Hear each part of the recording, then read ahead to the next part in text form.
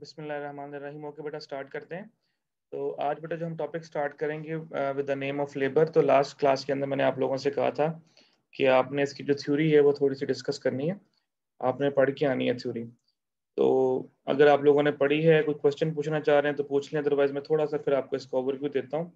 हमारा जो main task है इसमें अंदर वो यही है कि हमने लेबर की कॉस्ट कैसे कैलकुलेट करनी है, मेथड्स क्या है लेबर की कॉस्ट कैलकुलेट करने के। जी पढ़ा था इसको, लेबर को?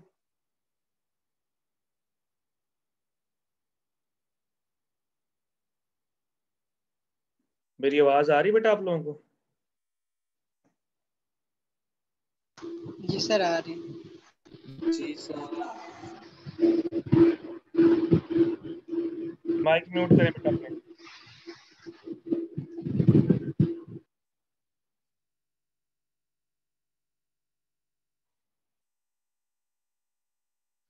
ओके चले, मैं आपको थोड़ा सा इसका पहले ओवरव्यू देता हूँ, उसके बाद फिर हम लोग इसके न्यूमेरिकल की तरफ मूव करेंगे। लेबर बेटा क्या होता है आपको पता है? मैंने, अगर आपको याद हो तो मैंने आपको एलिमेंट्स ऑफ कॉस्ट पढ़ाए थे। उसमें 3 किस्म के एलिमेंट्स ऑफ कॉस्ट होते हैं, मटेरियल, लेबर एंड एफओएच। फिर मटेरियल के अंदर हमने डायरेक्ट मटेरियल और इनडायरेक्ट मटेरियल को पढ़ा था, लेबर के अंदर डायरेक्ट लेबर को और इनडायरेक्ट लेबर को पढ़ा था, और फैक्ट्री ओवरहेड कॉस्ट मैंने बताया था कि जितने भी आपके इनडायरेक्ट एक्सपेंसेस होते हैं वो सारे के सारे आपके एफओएच के अंदर आते हैं, फैक्ट्री ओवरहेड कॉस्ट के अंदर आते हैं। हमारा जो टॉपिक है वो लेबर से रिलेटेड है, तो इस चैप्टर के अंदर हम यही चीजें डिस्कस करेंगे कि लेबर की कॉस्ट कैसे कैलकुलेट की जाती है। सेम सबसे पहले लेबर की बेटा 2 तरह की कॉस्ट होगी, एक होगी आपकी डायरेक्ट लेबर कॉस्ट और एक होगी आपकी इनडायरेक्ट लेबर कॉस्ट। जी क्या फर्क होता है दोनों में, ये हम पहले पढ़ चुके हैं। कौन सी कॉस्ट को आप डायरेक्ट लेबर कॉस्ट कहोगे और कौन सी कॉस्ट को आप इनडायरेक्ट लेबर कॉस्ट कहोगे? तो डायरेक्ट लेबर कॉस्ट जो होती है वो तो यानी कि हमारी जो फॉर एग्जांपल अगर हमने कोई चीज तैयार करवानी है तो उसमें हम जो जिस लेबर ने से तैयार करना है तो हम्म, वो कितने में तैयार करते हैं, वो डायरेक्ट लेबर कॉस्ट है। इनडायरेक्ट लेबर कॉस्ट है कि उसकी सिक्योरिटी के अंदर कुछ लोग इन्वॉल्व हैं या जो साइड चीजें सारी चल रही हैं उनका जो खर्चा होगा वो इनडायरेक्ट में है। बिल्कुल सही बोला बेटा, यानी फॉर तो एग्जाम्पल इसी तरह पीएंस वगैरह आ जाते हैं। बिल्कुल सही बोला बेटा आपने। वो सारी की सारी कॉस्ट जो डायरेक्टली प्रोडक्ट से रिलेटेड होती है, यानी प्रोडक्ट को बनाने वाले को पे करनी पड़ती है, that is called direct labour cost. अब और इनडायरेक्ट लेबर कॉस्ट जो होती है, जो अदर आप मेंबर्स को पेमेंट्स करते हैं, वो आपके इनडायरेक्ट लेबर कॉस्ट है। फॉर एग्जांपल अगर हम अपने एग्जांपल लें, तो मैं आपको इस वक्त लेक्चर डिलीवर कर रहा हूँ, आप मेरे लिए प्रोडक्ट हैं, तो मुझे जो सैलरी मिलेगी, क्योंकि मैं डायरेक्टली आप लोगों के साथ डील कर रहा हूँ, मेरी जो सैलरी होगी वो यूनिवर्सिटी के लिए डायरेक्ट लेबर कॉस्ट होगी। लेकिन उसके अलावा यूनिवर्सिटी के अंदर डिफरेंट क्लर्क्स भी हैं, पीएन्स भी हैं, सिक्योरिटी गार्ड्स भी हैं, उनको भी तो सैलरियां पे करनी है ना यूनिवर्सिटी ने, लेकिन उसका डायरेक्टली कंसर्न आप लोगों के साथ नहीं है, लेकिन वो इनडायरेक्ट कंसर्न है आप लोगों के साथ। सो दैट उनकी जो सैलरी, जो उनकी पेमेंट होगी, उसको हम बोलेंगे इनडायरेक्ट लेबर कॉस्ट। सो कैसे कैलकुलेशंस करेंगे उसको हम आगे पढ़ेंगे। तो फर्स्ट ऑफ ऑल आप लोगों ने सिर्फ और सिर्फ कॉन्सेप्ट्स को समझना है। सैलरीज एंड वेजेस बेटा क्या होता है? सैलरीज फिक्स अमाउंट होती है और जो वेजेस होती हैं वो आपको पता है बेटा कि वो डिपेंड करता है कि आपने कैसे पे करनी है। जिस तरह फॉर एग्जांपल अब मैं थोड़े थोड़े से कॉन्सेप्ट्स आपको यहाँ से बताता जाऊंगा, उसके बाद हम इसको न्यूमेरिकल की तरफ मूव करेंगे। सैलरीज और वेजेस में क्या फर्क होता है? सैलरीज बेटा आपकी फिक्स अमाउंट होती है, वेजेस जो होती हैं वो डिपेंड करता है कि वेरी करता है टाइम टू टाइम। आप पर आर बेसिस के ऊपर भी वेजेस दे सकते हैं, जिस तरह हम दिहाड़ीदार कहते हैं। आप अगर कोई काम करवाते हैं, घर बनवा रहे हैं, तो हम कहते हैं ना मजदूर को 1000 रुपया दिहाड़ी देते हैं, 500 रुपया दिहाड़ी देते हैं। या आप पर आर बेसिस के ऊपर काम कर रहे हैं, जिस तरह आप अमेरिका या यूरोप के अंदर देखें तो वहां पे पर आर रेट होता है जी $5, $6, $7। तो वो वेजेस होते हैं, बेसिकली उसको हम वेजेस का नाम देंगे। सैलरी एक फिक्स अमाउंट होती है जो आपको मिलनी मिलनी होती है। अच्छा, अब इसके अंदर वेज रेट डेफिनेटली बेटा निकालने के मुख्तलिफ तरीके हैं, जो कि हम डिस्कस भी करेंगे आगे। अब अगर आप किसी को हम पर आर बेसिस पे वेजेस देते हैं, किसी को हम लोग पर प्रोडक्शन बेसिस के ऊपर वेजेस देंगे। फॉर एग्जांपल जिस तरह हम कहते हैं ना कि जो जो जितने यूनिट्स बनाएगा, एक यूनिट के आपको इतने पैसे मिलेंगे। फॉर एग्जांपल जो ज्यादा यूनिट बनाएगा उसको ज्यादा पैसे मिल जाएंगे, जो कम यूनिट्स बनाएगा उसको कम पैसे मिल जाएंगे। आप वेजेस कैलकुलेट कर सकते हैं नंबर ऑफ आवर बेसिस के ऊपर, घंटों के ऊपर, कि जी 1 घंटे का ये रेट है, अगर आप 8 घंटे काम करेंगे तो आपका ये रेट होगा। जी हम आगे न्यूमेरिकल्स की फॉर्म में भी करेंगे इसको। तो उसके मुख्तलिफ तरीके हैं। ये मैं जस्ट जो चीजें मैं आपको बताता जा रहा हूँ, मैं जस्ट आपने वो थोड़ी थोड़ी थ्योरी के तौर पे याद रखनी है। बाकी जो हमारा मेन कंसर्न होगा इस चैप्टर के अंदर वो न्यूमेरिकल होगा कि हमने ये वेजेस, ये जो आपकी लेबर की कॉस्ट है इसको कैलकुलेट कैसे करना है। अच्छा, इसके बाद बेटा आपके पास आ जाता है कि टाइम कीपिंग क्या होता है। टाइम कीपिंग मीन के आपने किसी का जो रिकॉर्ड रखना होता है कि जो बंदा काम पे आता है वो कितना टाइम दे रहा है। That is the concept of time keeping. अब इसको इसको क्योंकि ये टाइम कीपिंग जो होता है ये बेसिकली आपकी सैलरीज या आपकी जो वेजेस है उसको कैलकुलेट करने में काम आता है। जिस तरह अक्सर हम देखते हैं ना कि जी अगर आपको पर आवर रेट के ऊपर पैसे मिल रहे हैं तो आपको टाइम कीप किया जाता है। जी आप कितने बजे आए हैं, कितने बजे गए हैं, उसके मुताबिक जितने घंटे आपने काम किया उसके मुताबिक आपको पेमेंट्स मिल जाती हैं। फिर टाइम कीपिंग के मुख्तलिफ तरीके हैं।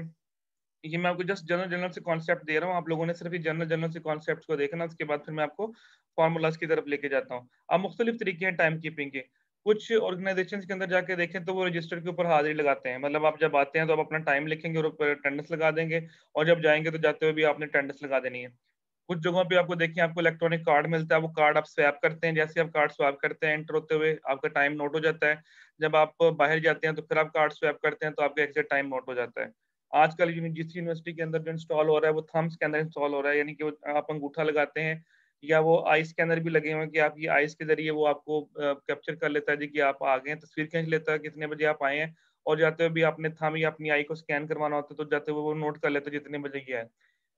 टाइम कीपिंग का मकसद बेटा क्या होता है जो आपको हेल्प करता है, ये देखिए लिखा भी हुआ है कि ये for administrative and payroll purposes के लिए होता है।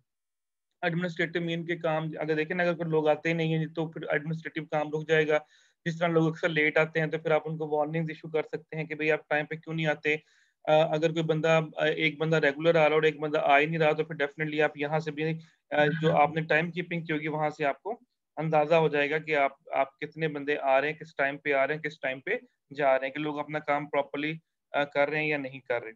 तो ये भी मकसद होता है बेटा टाइम कीपिंग का। दूसरा मैंने बताया पेरोल के लिए होता है। डेफिनेटली जब आपने जिस तरह कुछ बंदे होते हैं जो पर आवर बेसिस पे काम कर रहे होते हैं तो फिर अगर आपने उनकी सैलरीज कैलकुलेट करनी होती हैं तो जितने घंटे वो लेट आता है, या इवन के सैलरीज में से भी लेट डिडक्शन होती है। अगर फिक्स भी सैलरीज है लेकिन अगर आप बार बार लेट आ रहे हैं तो वहां पे आपको पनिशमेंट पर्पज के लिए भी आपकी सैलरी काट दी जाती है।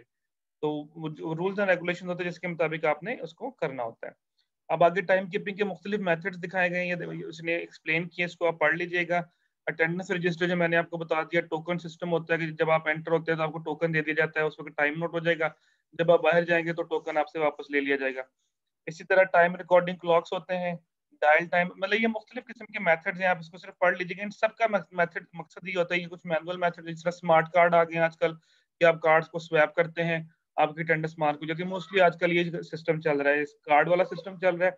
अगर आप अपनी टेक्सटाइल मिलों में जाएं तो टेक्सटाइल सेक्टर के अंदर तकरीबन आपका ये स्मार्ट कार्ड सिस्टम ही चलता है। बाकी जो आपके मैम हैंड स्कैनर भी आ गया ना, हैंड जी हाँ जी, स्कैनर के साथ वो पिन कोड देते हैं। बिल्कुल बिल्कुल वही हैंड स्कैनर भी, इवन की आई स्कैनर भी अब आ गया। हमारे जीसी यूनिवर्सिटी के अंदर जो हमारी अटेंडेंस होती है वो आई स्कैनर के ऊपर होती है। हम जाते हैं तो वो हमारी उसके सामने खड़े होते हैं तो वो हमारी आईज को स्कैन करता है और फिर वो उसकी पिक्चर लेके आगे उसको उसकी अटेंडेंस मार्क कर लेता है। हमारी यूनिवर्सिटी में इंस्टॉल हो चुका है उधर ओल्ड कैंपस के अंदर, न्यू में तो भी इंस्टॉल नहीं हुआ लेकिन ओल्ड कैंपस में अटेंडेंस ऐसी होती है। फिर थंब स्कैनर भी जिस तरह आपने बोला कि आप वो अंगूठा लगाते हैं तो वो आपकी फिर टाइमिंग नोट हो जाती है जी कि कितने बजे आप बंदा इन हुआ, कितने बजे बंदा आउट हुआ। तो टाइम कीपिंग का जो मेन पर्पज है वो मैंने आपको बता दिया कि एक तो एडमिनिस्ट्रेटिव पर्पज होता है और दूसरा आपने इसकी कोई पे रोल्स वगैरह कैलकुलेट करनी होती है वो होता है। इसको आपको लंबे चौड़े आपको इसको रट्टा लगाने की जरूरत नहीं है, जस्ट मेन मेन चीजें आपने दिन में रखनी है। प्रैक्टिकल पॉइंट है उससे बता रहा हूँ। ये उसने फिर बताया हुआ है कि किस तरह से टाइम में ये जो अब रजिस्टर के ऊपर आप रिकॉर्ड करते हैं। देखिए मंडे को कितने बजे आया, कितने बजे गया, ओवर टाइम उसने लगाया कि नहीं लगाया, टोटल टाइम उसने कितना लगाया। इस तरह की शीट्स बनी होती हैं जो फिर शीट्स को मैनुअली फिल कर रहे होते हैं। तो इस तरह से वो आपकी ये नीचे ये देखें शीट्स की उसने एग्जांपल भी दी हुई है, Monday Tuesday Wednesday Thursday Friday, कितने बजे आप इन हो रहे हैं, कितने बजे आप आउट हो रहे हैं। अगर आप ओवर टाइम लगा रहे हैं तो ओवर टाइम की अलग से लाइनें हैं और टोटल टाइम फिर एंड पे काउंट हो जाएगा। और नीचे देखें यहाँ पे एंड पे जाकर उसकी कैलकुलेशन हो जाएगी कि जी कितने घंटे ही आया, उसका रेट क्या है, उसकी अमाउंट क्या है और कितनी डिडक्शन करनी है अगर वो लेट आया है और कितने पैसे उसको हमने पे करने हैं। इस तरह से वो आपकी एक पे रोल की एक शीट भी बन जाएगी आपकी अटेंडेंस की बेस के ऊपर, टाइम कीपिंग की बेस के ऊपर। तो ये मेन पर्पज होता है बेसिकली टाइम कीपिंग का। एक तो आपको ये अंदाजा होता रहता है कि लोग जो है वो रेगुलर आ रहे हैं या नहीं आ रहे हैं। दूसरा आपको ये पता चल जाता है कि हमने उनकी सैलरीज जो है, जो वेजेस है, जो हमने किस किस बेस के ऊपर जो है वो कैलकुलेट करनी है। ठीक हो गया बेटा? यहाँ तक प्रॉब्लम, जस्ट थोड़ा से कॉन्सेप्ट्स मैंने आपको देने थे, क्योंकि मैंने आपसे बोला था कि आप खुद पढ़ लीजिएगा, लेकिन आप लोगों ने जो है वो इसको रीड आउट नहीं किया। अच्छा, अब आते हैं जो हमारा मेन काम है जी बेटा पेरोल सिस्टम के अंदर।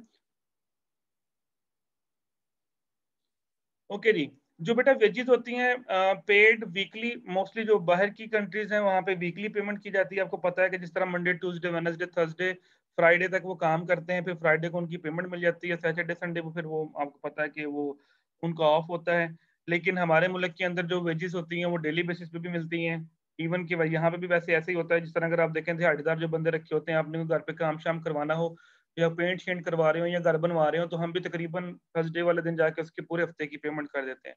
तो वेजेस का मतलब होता है पर डे के हिसाब से हम उसको पे करते हैं, जबकि जो सैलरीज होती हैं वो मोस्टली आपको मंथली बेसिस पे मिलती हैं। जिस तरह आप कोई जॉब कर रहे हैं तो आपको मंथ के एंड के ऊपर जो है वो आपको सैलरी मिल जाती है। इसी तरह ग्रॉस पे और नेट पे, डेफिनेटली बेटा ग्रॉस पे क्या होती है, अगर आपने कभी सैलरी स्लिप देखी हो तो मैं आपको दिखा भी दूंगा, अपने वाली सैलरी स्लिप भी दिखा दूंगा। ग्रॉस पे बेटा वो होती है जिसमें आपकी सारी की सारी चीजें शामिल होती हैं। फॉर एग्जांपल उसमें आपकी बेसिक पे कितनी है, आपको अलाउंसेस कौन कौन से मिल रहे हैं। मैं अगर अगर अपनी अपनी एग्जांपल दूं तो मैं कहता हूँ मेरी इतनी बेसिक पे है, उसके ऊपर मुझे हाउस रेंट अलाउंस मिलता है, मुझे कन्वेंस अलाउंस मिलता है, मुझे फलाने फलाने अलाउंसेस मिलते हैं, 5-7 अलाउंसेस मिला के टोटल जो अमाउंट बनी वो बनी आपकी ग्रॉस पे। अब उसमें से डिडक्शन मेरी क्या होती है? डिडक्शन का मतलब क्या बेटा उसमें कि फॉर एग्जांपल मैं मेरी जो है वो प्रोविडेंट फंड कटता है, उसमें से मेरा टैक्स कटता है, उसमें से अदर मेरे जो एक्सपेंसेस हैं वो कटते हैं, उसके बाद माइनस होने के बाद जो एग्जैक्ट अमाउंट मुझे मिलती है दैट इज कॉल्ड नेट पे। तो ग्रॉस पे और नेट पे में ये फर्क होता है कि ग्रॉस पे के अंदर आपके सारे के सारे जितने भी आपको इंसेंटिव्स मिल रहे होते हैं वो सारे के सारे शामिल होते हैं। उस ग्रॉस पे में से जब आप अपने एक्सपेंसेस मीन जो डिडक्शन जिसे हम कहते हैं, उस डिडक्शन को अगर आप माइनस कर देंगे तो उसके बाद जो आपके पास अमाउंट आएगी that amount is called net पे। तो मैं अपनी एग्जांपल दे रहा हूँ, जैसे मेरे 2-3 टैक्सेस कटते हैं, कि मेरा हमारा प्रोविडेंट फंड कटता है, एक हमारा इनकम टैक्स कटता है, एक मेरा, मैं जिस यूनिवर्सिटी के अंदर हाउस में रहता हूँ तो वो जो घर का जो मेरा मेरा एक हाउस रेंट अलाउंस होता है मेरा, वो डिडक्ट होता है, क्योंकि मैं जो यूनिवर्सिटी की तरफ से जो घर मिला हुआ है। अब ये जो चीजें मेरी डिडक्शन हो रही है उसके बाद जो मुझे सैलरी मिलेगी that salary is called net पे। तो ग्रॉस पे और नेट पे जी में ये फर्क होता है बेटा। अगर आप कोई भी किसी भी किस्म की सैलरी स्लिप देखेंगे किसी भी एम्प्लॉय की, तो वहां पे ग्रॉस टोटल लिखा होगा और एंड पे जाके नेट टोटल लिखा होगा। तो this is the difference between gross पे एंड नेट पे। ये देखिए उसने अगर लिखा भी हुआ डिडक्शन में आपकी, ये देखिए इनकम टैक्स डिपार्टमेंट होता है, मोस्टली जो होती है वो इनकम टैक्स की भी डिडक्शन होती है, क्योंकि जब आप सैलरीज ले रहे होते हैं तो उसके ऊपर से आपकी इनकम टैक्स आपको आपको लग रहा होता है। और भी अदर डिडक्शन भी हो सकती है, अगर कोई फॉर एग्जांपल जिस तरह मैं टेक्सटाइल सेक्टर की एग्जांपल ले लें, अगर टेक्सटाइल सेक्टर वाले आपको इंश्योरेंस वगैरह दे रहे हैं, आपकी हेल्थ इंश्योरेंस वगैरह दे रहे हैं, तो उसकी भी मंथली डिडक्शन होती है आपकी सैलरी में से, तो वो सारी की सारी आपकी डिडक्शन में आ जाएंगी। उसके बाद फिर जो आपको एग्जैक्ट अमाउंट मिलेगी that exact amount is called net amount. ये देखिए आपके सामने ये ग्रॉस पे है, उसके बाद उसने लेस कर दिया। ये देखिए जितने भी आपके जो पेमेंट्स हो रही थी वो सारी की सारी आप लेस करेंगे, उसके बाद जो आपके पास अमाउंट आएगी वो आपके पास नेट पे आएगी। मैंने आपको वैसे एक्सप्लेन कर दिया ज़ुबानी कलामी, और ये तकरीबन मेरा ख्याल सभी को पता होगा। अगर कोई किसी के घर में कोई गवर्नमेंट जॉब करते हैं या वैसे कोई जॉब करते हैं तो कभी देखिएगा जो जिनको सैलरी स्लिप आती है उसके अंदर ये सारी चीज़ें शामिल होती हैं कि टोटल पे मुझे मेरी इतनी है और उसमें से डिडक्शन होने के बाद जो एग्जैक्ट अमाउंट है मुझे इतनी मिलती है, और that exact amount is called net amount कह लें या नेट पेमेंट कह लें। ये इसमें आगे लिखा हुआ है देखिए सामने, डिडक्शन में कौन कौन सी डिडक्शन हो सकती है। पेंशन कंट्रीब्यूशन, पेंशन की अमाउंट डिडक्ट हो सकती है। पेरोल गिविंग स्कीम, कोई स्कीम चैरिटी स्कीम में कोई आ रही है उसमें से पैसे भी आपके जा रहे हो, deduction under a payroll saving scheme. कोई आपकी जो अदारा को सेविंग स्कीम उसमें चलाई हुई है मंथली बेसिस पे वो काट रहा है। इस तरह अक्सर अक्सर जो अदारे होते हैं वो प्लाट्स वगैरह भी लेके देते हैं अपने एम्प्लॉइज को, तो उसकी जो इंस्टॉलमेंट है वो भी आपकी उसमें से कट रही होती है, आपकी सैलरीज में से कट रही होती है। ये देखिए यूनियन सब्सक्रिप्शन होती हैं, जिस तरह आपके मुख्तलिफ लेबर यूनियंस बनी होती हैं तो उसके भी मंथली कुछ पैसे आप पे कर रहे होते हैं, क्योंकि यूनियंस वगैरह फिर आगे आपके जो मुतालबात हैं वो आगे फर्दर आगे पहुंचाती हैं एंड सो ऑन। तो ये डिपेंड करता है कि कौन कौन सी जो है वो आपकी उसके ऊपर अंदर आ रही हैं। तो ये सारी की सारी डिडक्शन है बेटा। ये अमाउंट कटने के बाद जो आपको सैलरी मिलेगी that is exact salary is called your net payment. अब ये देखिए उसने एक छोटा सा न्यूमेरिकल सॉल्व किया हुआ है, इसको प्रैक्टिस क्वेश्चन है, इसको आप चेक कर लीजिएगा ये क्या चीज है। अब ये उसने लिखा जी what is the total amount the trader will have to pay for wages and salaries for July इसको आप पढ़ेंगे, ये नीचे इसके क्वेश्चंस के आंसर भी गिवन होंगे बेटा, ये एमसीक्यूज टाइप क्वेश्चंस हैं, तो इसको आप पढ़ भी लेंगे लीजिएगा और साथ में इसके कर भी लीजिएगा। इसको कोई प्रॉब्लम होगी तो मेरे से डिस्कस कर लीजिएगा।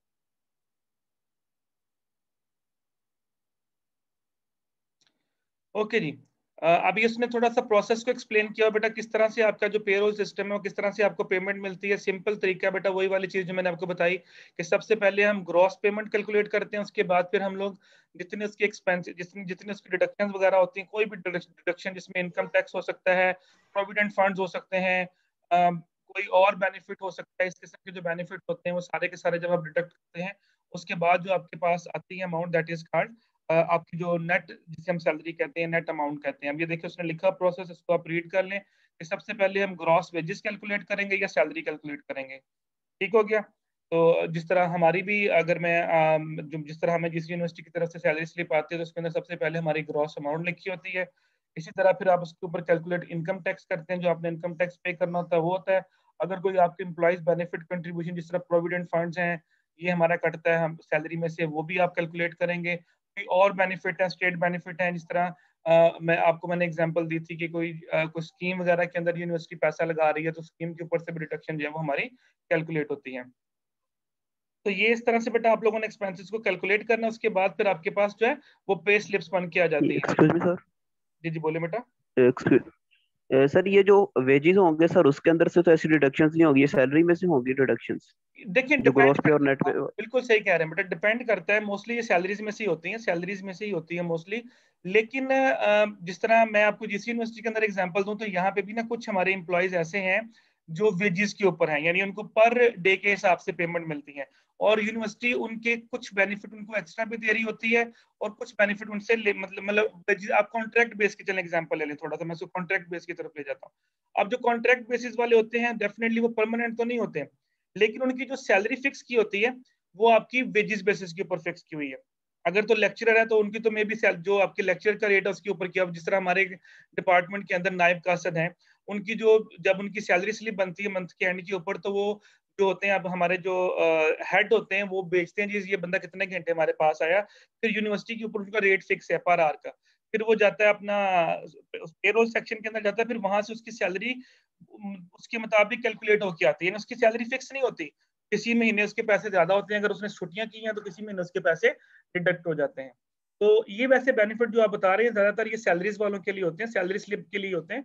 लेकिन क्योंकि हमारे मुल्क के अंदर जो वेजेस का कॉन्सेप्ट है वो ये है कि हम दिहाड़ीदार बंदा होता है हम उसको पैसे दे देते हैं, लेकिन जो बाहर की कंट्रीज होती हैं अगर वहां पे आप पर आवर बेसिस पे भी काम करते हैं तो वहां पे भी आपको 5 दिन के बाद एक शीट निकलती है, शीट के अंदर लिखा होता है जी कि आपकी टोटल इतनी वेजेस बनी, उसमें से ये डिडक्शन, अगर वो कोई बेनिफिट दे रहे हैं, कोई डिडक्ट कर रहे हैं, जिस तरह टैक्स टैक्स होता है। फॉर एग्जाम्पल अगर $7 पर आवर का रेट तय हुआ है, 5 दिन आपने काम किया 8 8 घंटे के हिसाब से, तो टोटल आपके फॉर एग्जाम्पल डॉलर्स बने 256, तो उसके ऊपर वो कहता है 10% टैक्स रेट है, तो वो उसमें से डिडक्ट करके वो आपको बता देंगे जी इस पूरे 5 दिनों के आपके इतनी वेजेस के पैसे बने, तो वो उसके ऊपर भी कैलकुलेट होता है। लेकिन मोस्टली जो आप बता रहे हैं ये जो बेनिफिट्स वगैरह होते हैं डेफिनेटली बेटा सैलरीज पर्सन के लिए ज्यादा होते हैं, ये बात आपकी बिल्कुल ठीक है। जी सर। जी सर। लेकिन जो बाहर की कंट्रीज मैंने बताया तो वहां भी बेटा वेजेस का सिस्टम जो है वो प्रॉपर सिस्टम होता है। जी सर, ये जो हम मोबाइल लोड्स वगैरह करवाते हैं सर, इसके अंदर से ऑटोमेटिकली इतने वो टैक्स वगैरह बिल्कुल बिल्कुल। कटते हैं हाँ सर, वो भी अब एक वेजेस वाला हिसाब हो गया। बिल्कुल वो भी वेजेस वाला हिसाब होगा। अब देखिए इसने एक सैलरी स्लिप की ना एक छोटी सी उसने ये आपके सामने ये यहाँ पे एग्जांपल दी है। चले मैं आपको ना एक सेकंड जस्ट होल्ड कीजिएगा, मैं आपको सैलरी स्लिप दिखाता हूँ।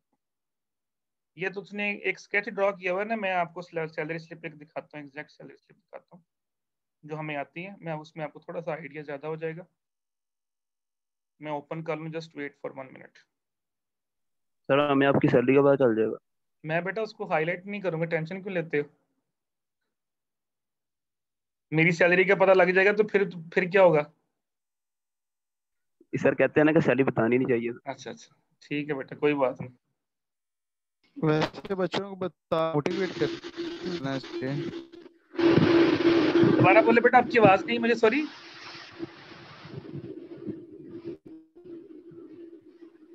मैंने कहा वैसे बच्चों को बता के मोटिवेट करना चाहिए, हमारी तरह सैलरी आप इस तरह पढ़े, आप भी लेक्चरर या प्रोफेसर बने तो इस तरह का गाइड करना चाहिए बच्चों को।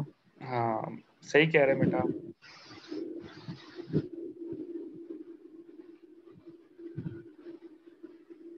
बेटा इससे कोई फर्क नहीं पड़ता, आप लोगों को चीजों की समझ आनी चाहिए, बस मेरा मकसद ये है। सर मेरे पास भी पड़ी है पे स्लिप। लेकिन आप शेयर नहीं ना कर पाओगे बेटा, मसला ये है। मैंने सबको दिखाना नहीं यहाँ पे कि इसमें क्या क्या खाने कॉलम होते हैं। अच्छा चले, ओके।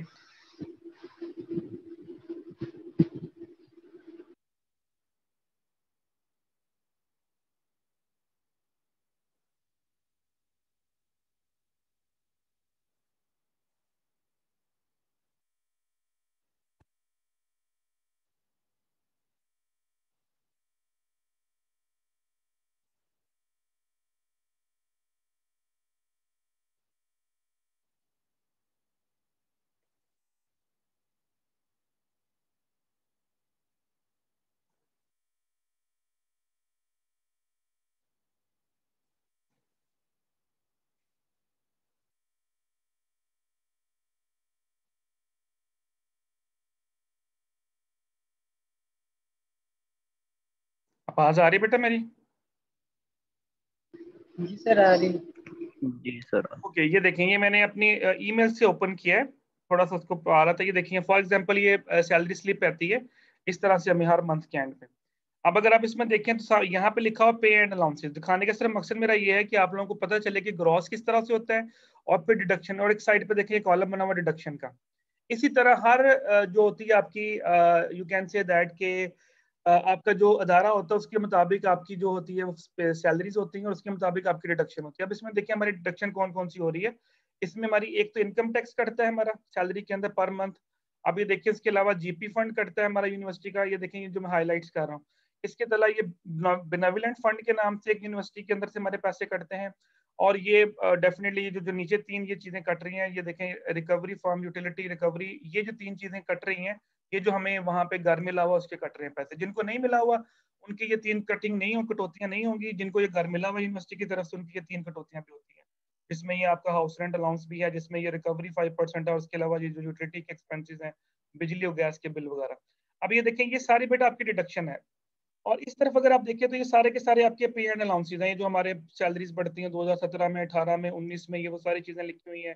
बेसिक पे इतनी है। अब ये जो टोटल होती है ना बेटा, ये होती है आपकी ग्रॉस पे, इसमें से डिडक्शन हुई इतनी, दिस वन, और ये आपको मिली नेट अमाउंट फॉर एग्जांपल इस मंथ।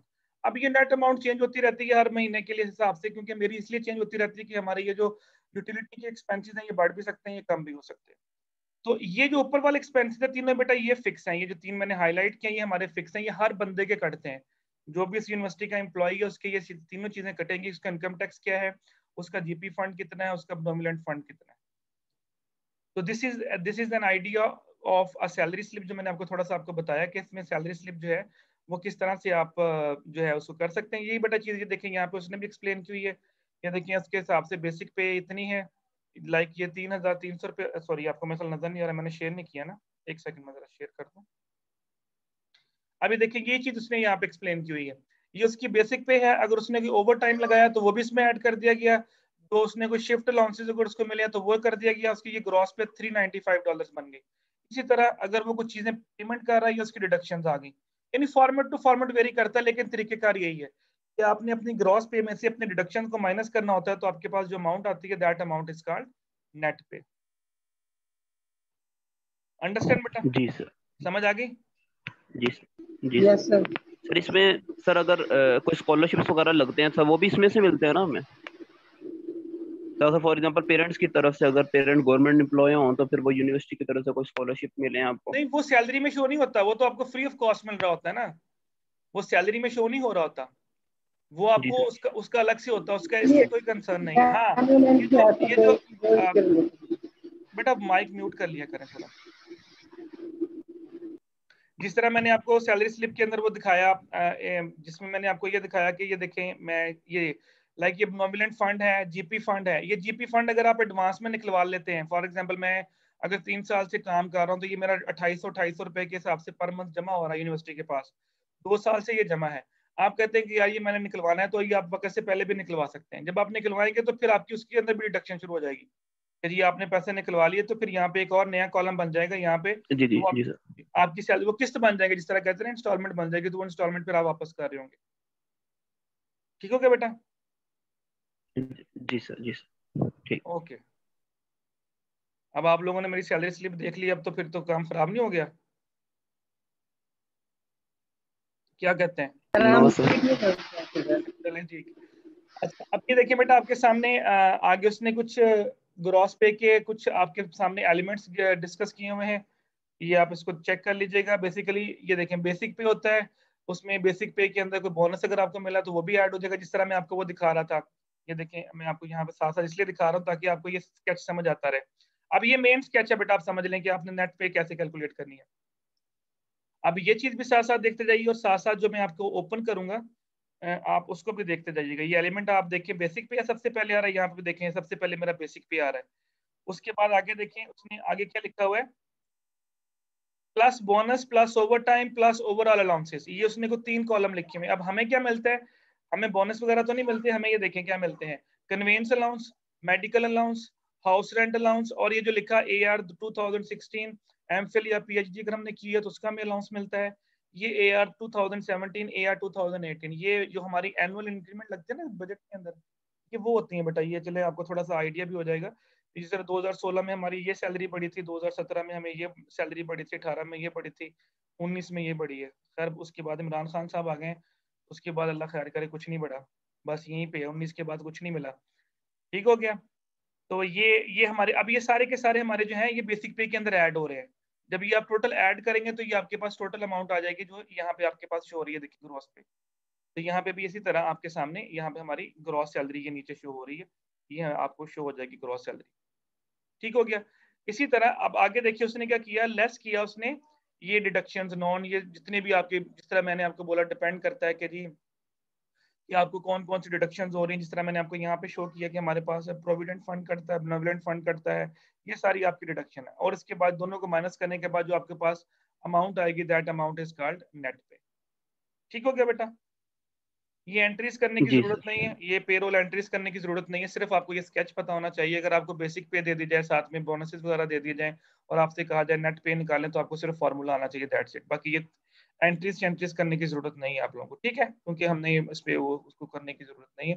जिस तरह ये आपके सामने ये क्वेश्चन है किया हुआ है कि डायरेक्ट लेबर इतनी है, इनडायरेक्ट लेबर इतनी है, सैलरीज इतनी है, एडमिनिस्ट्रेटिव इतनी है, टोटल ये डिडक्शन उसने आपको दी हुई है। ये जर्नल एंट्री, जिस जहाँ पे जर्नल एंट्री उसने पास करने का कहा गया, वो आप बेशक क्वेश्चन ना कीजिएगा, ठीक है? जस्ट स्केच याद कर लीजिएगा कैसे करना है, दैट्स इट। क्योंकि मैंने आपको मेन जो जिस टास्क की तरफ लेके जाना है बेटा, वो मेन टास्क ये है कि आपकी जो लेबर की सैलरीज हैं वो किस तरह से कैलकुलेट होती है। उसके लिए मैंने आपको मुख्तलिफ मेथड्स पढ़ाने हैं। पर पीस रेट के ऊपर कैलकुलेट करनी है, पर आर बेसिस पे कैलकुलेट करनी है, या किस बेसिस पे कैलकुलेट करनी है, वो हम यहाँ पे डिस्कस करेंगे इस टॉपिक के अंदर, पेरोल एंड इंसेंटिव्स। तो ऊपर वाले टॉपिक में बेटा जस्ट थोड़ी थ्योरी थी, थ्योरी के अंदर जो मेन मेन चीजें थी वो मैंने आपको एक्सप्लेन कर दी। टाइम कीपिंग क्या होता है, लेबर क्या होती है, इनडायरेक्ट लेबर क्या होती है, नेट सैलरीज क्या होती हैं, नेट ग्रॉस सैलरी क्या होती है, ये भी थोड़ा सा मैंने आप लोगों को आइडिया दे दिया।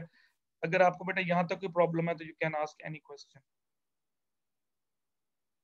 एनी वन ऑफ यू बेटा। क्लियर है चीजें? उसमें से जो टॉपिक हमने पढ़ा उसमें से सिर्फ जी मेन सर। मेन चीजें जो मैंने आपको पढ़ाई हैं वही करनी है, बाकी करने की जरूरत नहीं है। जी सर बेटा।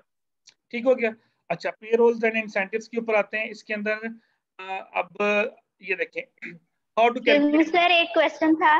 जी जी पूछे बेटा, सर पूछे पूछे बेटा पूछे, सर एक क्वेश्चन था आपसे। पूछे बेटा पूछे। मेरी आवाज नहीं आ रही बेटा आपको? आवाज आ रही बेटा मेरी आप लोगों को? Yes sir. आवाज आ रही है सर। तो बेटा क्वेश्चन पूछें, जी आप बेटा सर। क्वेश्चन पूछना चाह रहे थे, पूछें।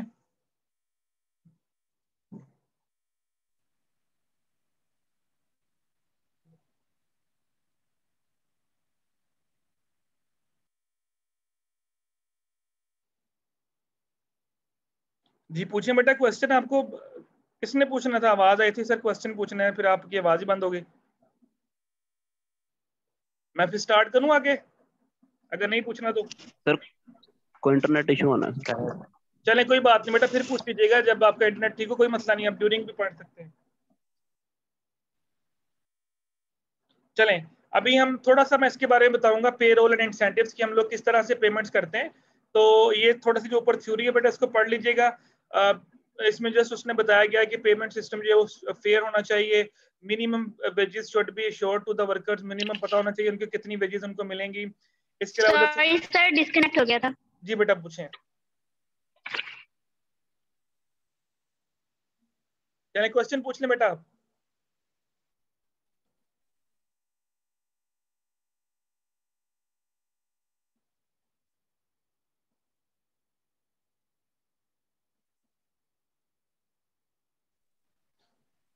पहाड़ी इलाका ज्यादा पता नहीं आ रही बेटा, आपकी आवाज ही नहीं आ रही।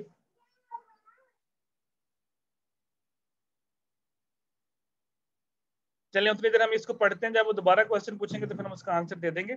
ओके तो ये बेटा चीजें it should have the element of simplicity and flexibility होनी चाहिए वेजेस सिस्टम के अंदर, incentives to worker proper incentives मिलने चाहिए एंड सो ऑन। ये उसके बारे में बताया गया कि जब आप किसी को किसी कैलकुलेशंस करते हैं वेजेस वगैरह की, तो आपके पास ये चीजें होनी चाहिए, इन चीजों को मद्देनजर रखना चाहिए। बेटा दो सिस्टम होते हैं वेजेस की पेमेंट करने के, ये जो हमारा मेन टास्क जहां से हम स्टार्ट करने लगे हैं। एक होता है बेटा आपका पीस रेट सिस्टम और एक होता है आपका, ये देखिए मैं आपके सामने लिखता हूँ, there are two principal system of wages, there एक होता है टाइम वेजेस और एक होता है piece rate wages. Time wages जो हम पहले डिस्कस कर चुके हैं जी, पर आवर रेट ये है, 1 घंटा काम करेंगे तो आपको $6 मिलेंगे या $60 मिलेंगे, अगर आपने 10 घंटे काम किया $60 बन जाएंगे आपके। और पीस रेट का मतलब होता है पर पीस, जिस तरह फॉर एग्जांपल आप खिलौने की फैक्ट्री बना रहे हैं, खिलौने की फैक्ट्री है, वहां पे आप पीसेस बना रहे हैं, तो कहते हैं जो जितने ज्यादा पीसेस इस तरह असेंबलिंग करते हैं, सैंपल करेगा उसके हिसाब से उसको पेमेंट मिलेगी। फॉर एग्जांपल मैं कहता हूँ मैं आपको असेंबलिंग करने के पर पीस $10 दूंगा, कुछ चीजें असेंबल करनी है, जोड़नी है आपस में आपने, आप पूरे दिन में जितने पीसेस जोड़ लेंगे मल्टीप्लाई बाय 10 कर लेंगे, वो आपका पीस रेट सिस्टम हो जाएगा। यानी टाइम रेट के अंदर हम पर टाइम के हिसाब से पेमेंट करेंगे और पीस रेट सिस्टम के अंदर हम पर पीस रेट के हिसाब से कैलकुलेट करेंगे। अब देखें टाइम बेस वेजेस अगर आप कैलकुलेशन देखें तो ये देखिए आपके सामने इसका सिंपल फॉर्मूला है, कितने घंटे काम किया multiply by rate per hour. इस तरह मैंने अभी थोड़ी देर पहले बोला कि 1 घंटे के अगर आपके $6 आपका रेट तय हुआ है और आपने 10 घंटे काम किया तो 6 multiply by 10 $60 is your wages. ये देखिए आपके सामने यहाँ पे सिंपल बेटा फॉर्मूला है, इसमें कोई ऐसा मुश्किल काम नहीं है, बस आपको इसका फॉर्मूला आना चाहिए। Assume a worker is paid ₹110 per hour, $110 per hour मिलेंगे आपको, और उसने 200 घंटे काम किया पूरे महीने के अंदर, तो पूरे महीने की उसकी वेजेस कितनी बनेगी 200 मल्टीप्लाई बाय 110, तो ये ₹22,000 उसकी जो है वो वेजेस बन जाएंगे। This is called time basis wage. Piece rate wages बेटा सेम यही चीज है, फर्क सिर्फ ये है कि वहां पे नंबर ऑफ आवर्स पे काम किया था, यहाँ पे आपने नंबर ऑफ पीसेस के हिसाब से काम करना, सेम बेटा फॉर्मूला भी वही होगा।